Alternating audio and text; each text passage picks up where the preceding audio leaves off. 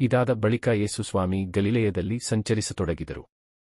ಯೆಹೂದ್ಯರು ತಮ್ಮನ್ನು ಕೊಲ್ಲಲು ಹವಣಿಸುತ್ತಿದ್ದುದರಿಂದ ಜುದೇಯದಲ್ಲಿ ಸಂಚರಿಸಲು ಅವರು ಇಷ್ಟಪಡಲಿಲ್ಲ. ಯೆಹೂದ್ಯರ ಪರ್ಣಕುಟೀರಗಳ ಹಬ್ಬವು ಹತ್ತಿರವಾಗುತ್ತಿತ್ತು. ಯೇಸುವಿನ ಸೋದರರು ಪರ್ಣಕುಟೀರ ಹಬ್ಬದಲ್ಲಿ ಯೇಸು ಸ್ವಾಮಿಯ ಸೋದರರು ಹಬ್ಬಕ್ಕೆ ಹೋದರು.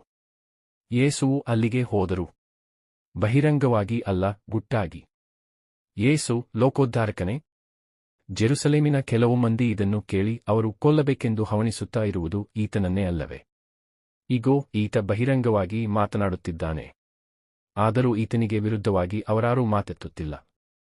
ಈತನೇ ಲೋಕೋದ್ಧಾರಕನೆಂದು ಆ ಮುಖಂಡರಿಗೆ ಹೊಳೆದಿರಬಹುದೇ? ಲೋಕೋದ್ಧಾರಕನು ಕಾಣಿಸಿಕೊಳ್ಳುವಾಗ ಆತನು ಎಲ್ಲಿಂದ ಬಂದನೆಂದು ಯಾರಿಗೂ ತಿಳಿದಿರುವುದಿಲ್ಲ, ಆದರೆ ಈತನು ಎಲ್ಲಿಂದ ಬಂದವನೆಂದು ನಮ್ಮೆಲ್ಲರಿಗೂ ತಿಳಿದಿದೆಯಲ್ಲ ಎಂದು ತಮ್ಮೊಳಗೆ ಮಾತನಾಡಿಕೊಂಡರು. ಆದುದರಿಂದ ದೇವಾಲಯದಲ್ಲಿ ಬೋಧಿಸುತ್ತಿದ್ದ ಯೇಸು ಸ್ವಾಮಿ ಆಗ ಗಟ್ಟಿಯಾಗಿ ಇಂತೆಂದರು, ನಾನು ಯಾರೆಂದು ಎಲ್ಲಿಂದ ಬಂದವನೆಂದು ನೀವು ಬಲ್ಲಿರೋ? ನಾನು ನನ್ನಷ್ಟಕ್ಕೇ ಬಂದವನಲ್ಲ, ನನ್ನನ್ನು ಕಳುಹಿಸಿದಾತನು ಸತ್ಯಸ್ವರೂಪಿ. ಆತನನ್ನು ನೀವು ಅರಿತಿಲ್ಲ, ನಾನಾದರೋ ಆತನನ್ನು ಅರಿತಿದ್ದೇನೆ. ಏಕೆಂದರೆ ನಾನು ಬಂದುದು ಆತನಿಂದಲೇ. ಆತನೇ ನನ್ನನ್ನು ಕಳುಹಿಸಿದ್ದು.